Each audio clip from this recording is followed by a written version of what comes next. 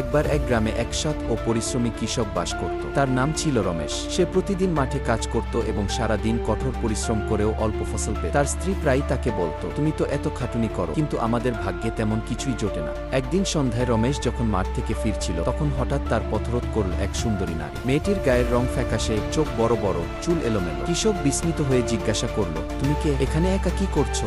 মেয়েটি ধীরে ধীরে বলল, আমি শাকচুন্নি। এই বটগাছের নিচেই আমার বসবাস। তুমি যদি আমার জন্য কিছু দান করো, তবে আমি তোমার উপকার করব। রমেশ ভয় পেলেও কৌতূহলী হয়ে বলল, তোমার জন্য আমি কি করতে পারি? শাকচুন্নি মিষ্টি হেসে বলল, তুমি যদি প্রতি পূর্ণিমায় আমার জন্য এক থালা পায়েস রেখে যাও, তাহলে তোমার ফসল দ্বিগুণ হয়ে যাবে। কৃষক প্রথমে ভয় পেলেও কৌতূহলবশত এক পূর্ণিমার রাতে বটগাছের নিচে এক থালা পায়েস রেখে পরদিন সে দেখল তার জমিতে দ্বিগুণ ফসল ধরেছে। সে অবাক হয়ে ভাবল, এ কি সত্যি নাকি কাকতালীয়? পরের পূর্ণিমায় সে আবার পায়েস রেখে এল এবং এবারও তার ফসল আরো ভালো হল। এভাবে চলতে থাকল এবং রমেশ ধীরে ধীরে ধনী হয়েও, কিন্তু ধনী হওয়ার পর তার মনে লোভ জন্ম নিল। সে ভাবল, আমি যদি শাকচুন্নির আসল রহস্য জানতে পারি, তাহলে হয়তো তার সব জাদু আমার দখলে চলে আসবে।